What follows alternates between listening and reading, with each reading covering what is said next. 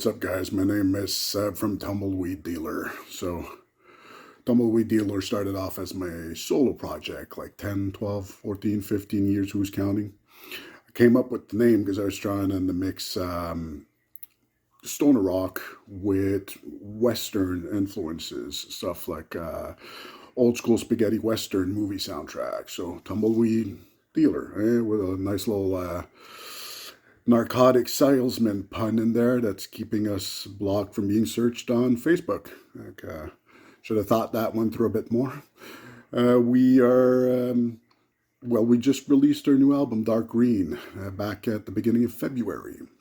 It is our fourth album. It is the one that we've spent the most time working on. It's the one that we've redone and redemoed, and just like we pushed ourselves as far as we could go as songwriters and as musicians.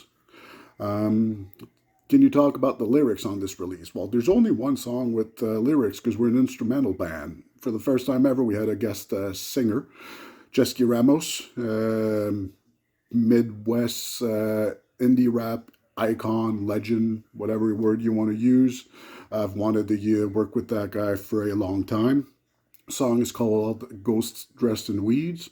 The whole album's a concept album based on Alan Moore's reimagining of Swamp Thing's origin.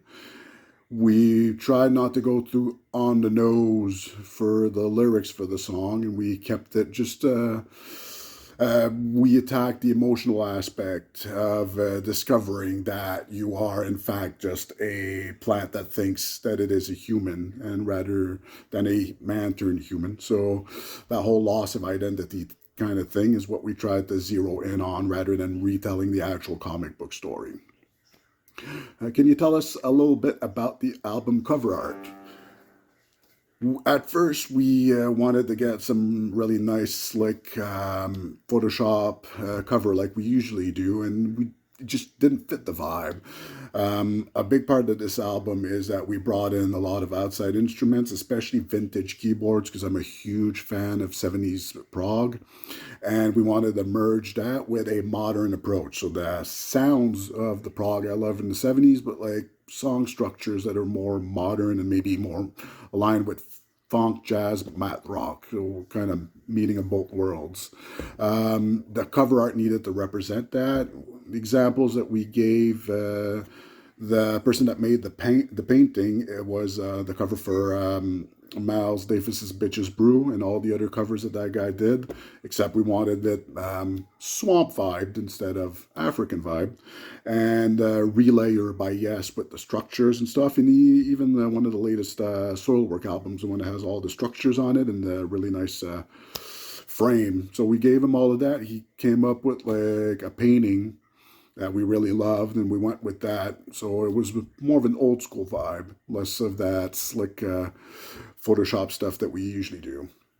What do you do for your livelihood outside of music? I work security. I started off as a security guard. I patrolled the train station at night, and I worked my way on up, and now I run several security teams.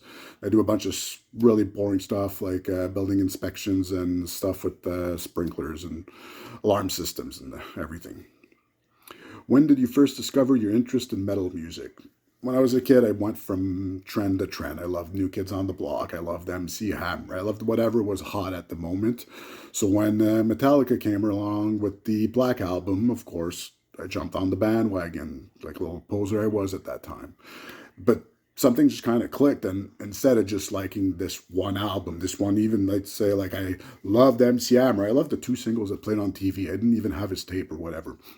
Metallica actually got the Black Album. I actually discovered more than just the singles. And then I went back and got like Injustice for All and got that. And I think it really clicked when I got Rust in Peace by Megadeth. And then I picked up a guitar, started playing guitar. So I started appreciating the art of the riff and the guitar playing instead of just singing along to the hook. That's really when I got into metal and never looked back from there. What obstacles have you faced as a musician, and how did you overcome them? A lot of them, most of them centering around the fact that being a musician keeps me poor. But lately it's been balancing work, life, family, music. That's the latest obstacle I've felt, where before it was like, I don't care if I lose my job. I don't care if my girlfriend dumps me. I got to go on tour. I got to play shows. I got to go play for these 7 people in the bar at the other end of the world on a Monday night. Now it's not like that no more. So it's really finding what I really loved in the music, which is writing and making albums. I don't want to play shows no more. I don't want to tour, but I just can't give up writing music. So that's how I faced that obstacle. I just went and looked at, like, okay, it's this one part that I just can't give up. Let's do just this one part. Let's forget about playing shows. Never going to tour again. Anytime I think, oh, I could play a show, it could be fun. I remember lugging and bass amp up 3 flights of stairs, and I'm like, never again. I'm done. Not playing shows. Is there a specific non-metal genre or artist that you'd love to collaborate with? Well, we collaborated with Chesky. It was my bucket list. It's the guy I wanted to work with for years and years, and I wore him down. He's like, oh, I don't want to do featurings no more. I'm like, oh, you got it. And then it just bugged him into doing it. If I was gonna do another type of collaboration, I'd probably go in a very different direction. I would love to work with Nicole Dollenganger, I think it's pronounced. She's got a very unique voice, unique vibe that I feel I could do something with. Or the singer from TTNG, huge fan of them, and just, I always say he's one of my favorite singers ever. If I was a millionaire, I'd pay that guy to call me over the phone and sing me to sleep every night. So I'm sure I could figure out one way to use his amazing voice in one of our songs. How do you perceive the evolution of metal music over the years? I perceive it as an observer. I love music. I don't love metal. I love music. I love music of all kinds, and I love watching it evolve. And I'm past the age of saying, oh well, shit used to be better back in the day. Oh, this new stuff, it's got too many breakdowns. Blah. All evolution is good. No music, just anyone that says, oh, this kind of music, metal used to be better, or rap used to be good in the 2000s, now it's all autotune shit. That's because you're just skimming the surface of the mainstream. There's always something underneath that is new, vibrant, and interesting. You just gotta find it. So that's how I perceive the evolution of metal. There's so much stuff out there. There's so many different subgenres that you can explore. There's just so much fun to be had. You just got to dig a bit deeper. Of course, the stuff that you're going to get, that surface level, is all going to kind of sound the same and be trendy. Doesn't mean it's bad. That's another thing I've learned by getting older. It's okay to like that one popular band that's really big right now. There's probably a reason why they're big.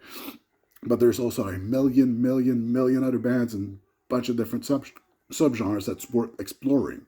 As you get older, you just got to make sure you don't become that one guy with 10 CDs in his car saying, oh, music back in my, no, fuck you. Music's better now. Music's better now because there's more of it. There's more people that can make it. There's more access to it, home studios and shit. Back in the day, you had to find a record deal to have someone to pay for you to go in the studio to make an album. Now you can make an album basically for free. There's more music, thus there's more good music. You just got to sift through a lot of shit to find it. Rapid fire section. This is just for fun. Thoughts on AI generated cover art. Knee jerk reaction? Fuck it, fuck AI. Think about it a bit longer. Listen, when Photoshop came around, everyone hated it. It was like, no, hand drawn artists, blah, blah, blah. I'm not saying the stuff that's out, AI generated, is any good or it's ethical or anything else than absolute fucking shit. But I'm sure at some point AI technology is going to be integrated into Photoshop, stuff like that, and it's going to make people that are actual artists be able to work in a whole new way. So right now it's absolute fucking shit. Eventually it'll be good. Don't forget, when Bitches Brew came out, everyone fucking hated it because the instruments were electric and that scared them. First album you bought with your own money.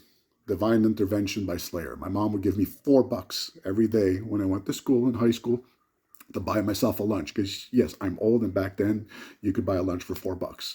I kept my $4, starved myself, bought Divine Intervention on the Friday when I skipped school. Is there a conspiracy theory you think you could actually be true? When it comes to conspiracy theories, I like to refer to an Alan Moore quote that I'm going to completely butcher right now because I don't remember it, and I'm not going to Google it while you guys are watching me.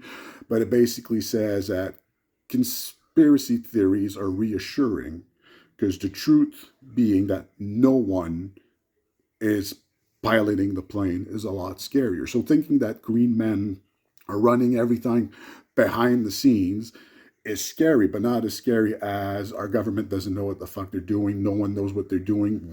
It's complete chaos and we're fucked. So most of the time, conspiracy theories come from that kind of place where they're just trying to reassure themselves. It's just easier to think there's an invisible government governing everything for evil. And it's hard to admit that just there's a shitty government shittying it in a shitty way because they're fucking shit up for everyone. So that's my take on conspiracy theories. That being said, Epstein did not kill himself. If your music were a movie, which one would it be? If it's an existing movie, I've compared some of our songs to Memento with the plot twists and the callbacks and everything. That's what I was aiming for when I wrote the title track to the album.